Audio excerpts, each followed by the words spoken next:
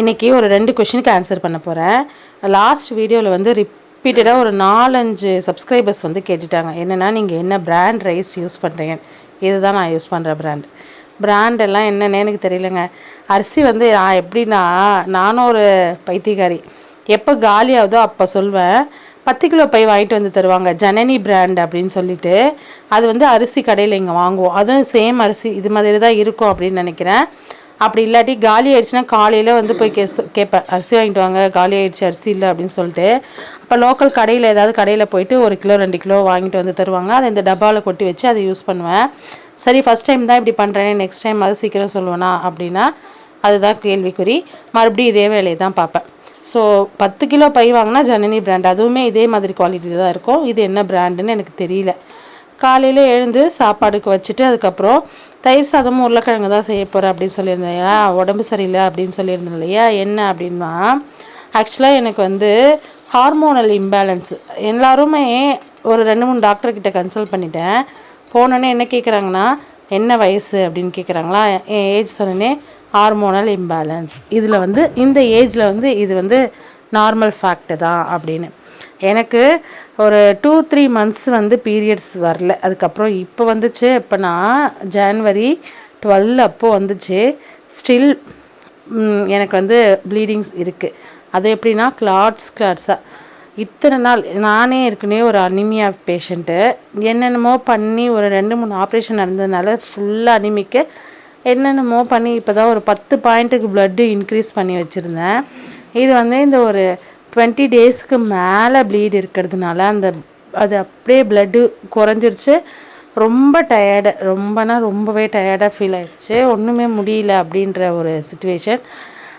எனக்கு வந்து பாப்பாங்க வந்து ராஜீவ்காந்தி ஹாஸ்பிட்டலில் தான் பிறந்தாங்க. பாண்டிச்சேரி ராஜீவ்காந்தி ஹாஸ்பிட்டல் தெரியும் அப்படின்னு நினைக்கிறேன். அது வந்து மகப்பேறு மருத்துவமனை, அங்கே தான் பிறந்தாங்க. ஸோ அங்கே தான் வந்து இந்த மாதிரி ஏதாவது இஷ்யூனா போய் காமிக்கிறது. அங்கே காமிச்சா நல்லாவே பார்ப்பாங்க, ஏன்னா அதுக்குன்னே ஸ்பெஷலாக இருக்காங்கல்ல. அதனால் ஒரு 3 டைம்ஸ் போயிட்டு சொல்கிறப்போ 3 டைம்ஸில் 2 டைம்ஸ் வந்து வேறு டாக்டர் தான் பார்த்தேன்.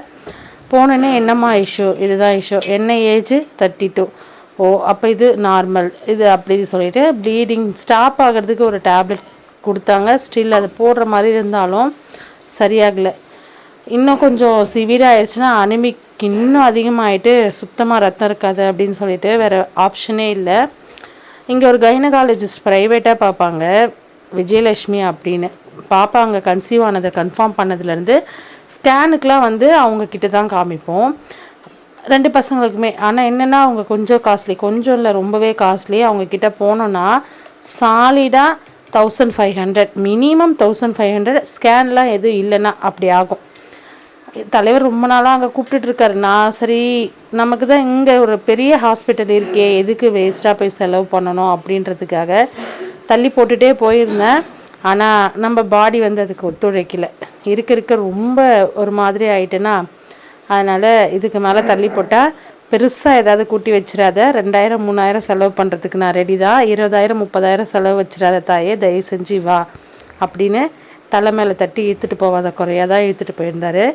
அவங்கக்கிட்டேயும் போய் நான் இந்த சினாரியோ எக்ஸ்பிளைன் பண்ணனே. அவங்க ஃபஸ்ட்டு கேட்ட கொஷின் என்ன ஏஜ், நார்மல் தான், ஹார்மோனல் இம்பேலன்ஸ். அப்போ தான் நான் நினைக்கிறேன், நாட்டில் நிறைய லேடிஸ்க்கு கேர்ள்ஸ்க்கு இந்த பிரச்சனை இருக்கும் அப்படின்ட்டு. பட் நம்ம அம்மாலாம் இந்த மாதிரி பிரச்சனை சொல்லி எனக்கு ஞாபகமே இல்லை. அவங்களுக்கெல்லாம் இருந்ததா அப்படின்னு தெரியல. நமக்கு தான் இந்த ஜென்ரேஷனில் தான் இது எல்லாமே புதுசாக ஒன்றா வந்துகிட்டே இருக்குது.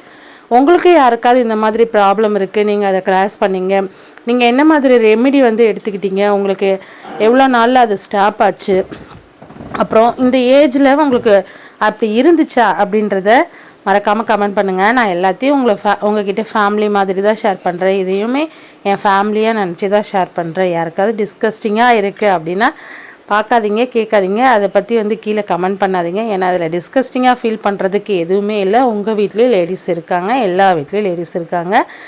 இதில் நீங்கள் ஏதாவது சொன்னீங்கன்னா அது எனக்கு ஹெல்ப்ஃபுல்லாக இருக்கும். நான் அதை நெக்ஸ்ட் வீடியோவில் ஷேர் பண்ணேன்னா பார்க்குறேன் இன்னும் 4-5 பேருக்கு வந்து அது ஹெல்ப்ஃபுல்லாக இருக்கும்.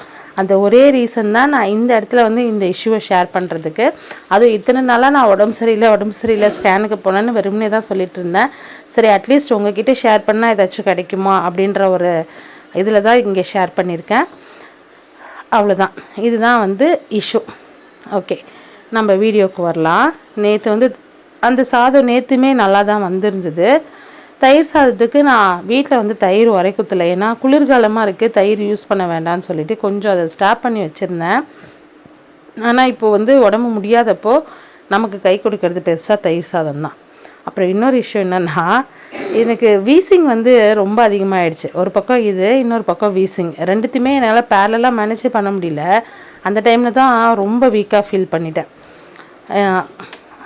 ஜஸ்ட்டு உங்ககிட்ட ஷேர் பண்ணேன்.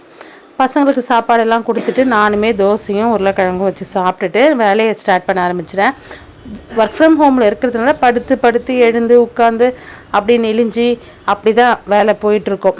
ஈவினிங் வந்து ஹாஸ்பிட்டலுக்கு வந்தால் ஆச்சு அப்படின்னு சொல்லிட்டு கூப்பிட்டு போனார். அப்புறம் ஃபேவரட் ஸ்பாட்டில் முட்டை பஜ்ஜி, சூப் இதெல்லாமே வாங்கி குடிச்சிட்டு டாக்டர்கிட்ட கன்சல்ட் பண்ணிவிட்டு வீட்டுக்கு வந்து சேர்ந்தோம். நேற்று இப்படி தான்